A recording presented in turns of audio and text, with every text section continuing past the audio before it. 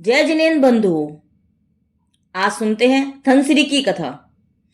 किस कारण से धनसिरी हिंसा पाप में प्रसिद्ध हुई? उसने क्या किया था?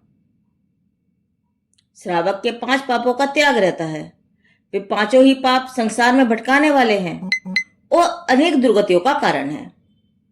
उन सब पापों में प्रसिद्ध है हिंसा। जिनका हिंसा में ही मन लगा रहता है, उनके सदैव पाप का बंध चलता ही रहता है, जिसके फल से वह मरकर दुर्गति ही पाते हैं। और इस हिंसा पाप में धनसिरी की बड़ी प्रसिद्धि हुई। बहुत पहले की बात है। एक नगर में धनपाल सेठ रहते थे। उनकी स्त्री का नाम धनसिरी था। वह धनसिरी दुष्ट स्वभाव की थी और उसके मन में निरंतर हिंसा ही चलती रहती थी। सेठ धनपाल ने उस धनसिरी को बहुत संबोधन किया कि धर्मवृत्ति में रहना, पतिव्रत का पालन करना, पति की आज्ञा मानना, जीवों की दया पालना, सत्य बोलना, कितनी अनेक शिक्षाएं समय समय पर दिया करते थे। परंतु धनसिरी ने उसकी एक भी बात न मानी। सही है, जहां प्रकृति भिन्न हो वहां पति पत्नी की भी नहीं पड़ती। फिर जो दुष्टा हिंसा चित्त वाली हो तो उस सेठानी की सेठ से बिल्कुल भी वर्ती न मिलती थी। धनसिरी के द्वारा सेठ धनपाल को कोई आराम न था। कुछ दिन बाद धनसिरी के एक लड़का और एक लड़की, ये 2 संतान हुई। लड़के का नाम गुणपाल और लड़की का नाम सुंदरी रखा गया। संतान होने के पहले ही सेठ सेठानी ने अपने पास एक लड़का रखा हुआ था। जब बहुत दिन तक संतान नहीं हुई तो यह सोचकर कि इस परिवार का, इस धन का कोई उत्तराधिकारी तो हो, सो एक लड़का गोद ले लिया था। उसका नाम था कुंडल। उस कुंडल को वे सेठ सेठानी पुत्र के समान ही मानते थे। कुछ दिन बाद सेठ धनपाल का तो देहांत हो गया और वह कुंडल लड़का जवान हो गया। उस दुष्ट धनसिरी का उस कुंडल से अपने पति के समान नाता लग गया। पति तो गुजर गया था और यह कुंडल रखा हुआ लड़का था, तो उस नाते से यद्यपि वह धनसिरी का ही लड़का कहलाया, पर वह धनसिरी उस लड़के से स्नेह करने लगी और कुशील सेवन करने लगी। इस प्रकार स्वतंत्रता मिलने पर उस धनसिरी की कुटिलता का ठिकाना न रहा। अब धनसिरी का पुत्र गुणपाल बड़ा हुआ तो वह पापनी धनसिरी सोचने लगी, अब यह लड़का बड़ा हो गया है और यह भलाई बुराई भी समझने लगा है। यह मेरी और कुंडल की दोस्ती में विघन डालेगा। यह मेरे लिए कांटा बन गया है।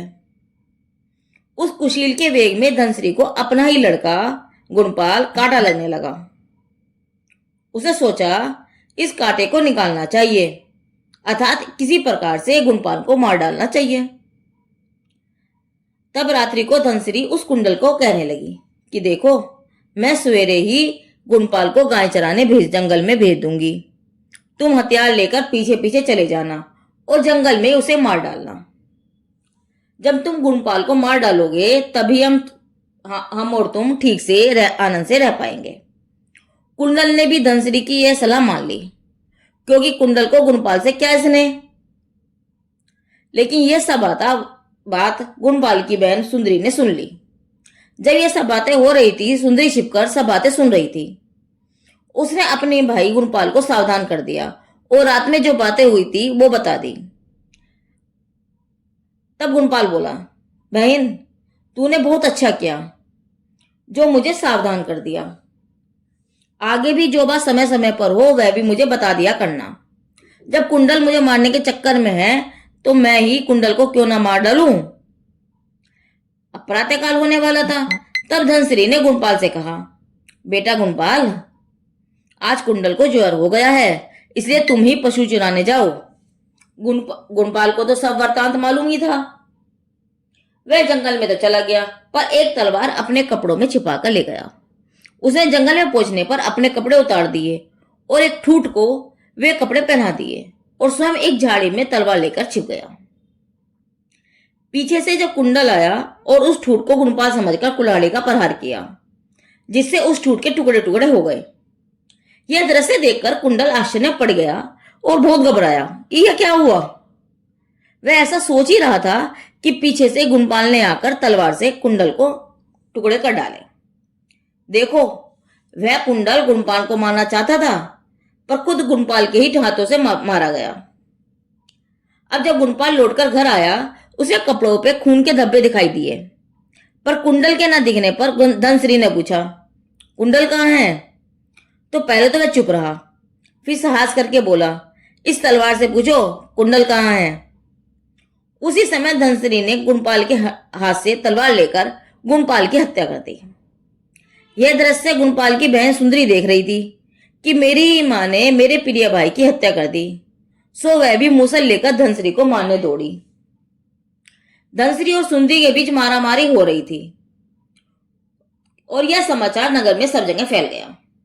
राजा के पास भी इसकी खबर गई, तो राजा ने उस धनश्री को हत्यारनी पापनी जानकर सेवकों को आज्ञा दे दी कि इस धनश्री के नाक कान काट लो और फिर इसे गधे पे बिठाकर नगर में फिराओ और इसके बाद इसे प्राणदंड दे दो। सेवकों ने राजाज्ञा का पालन किया और वैसा ही किया। धनश्री खोटे ध्यान से मरकर नरक गई।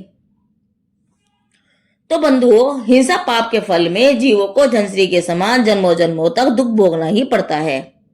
यह हिंसा पाप सर्वथा छोड़ने योग्य है। हिंसा पाप में प्रसिद्ध धनश्री की कथा पूरी हुई। जिनदेव की वाणी आगम वाणी।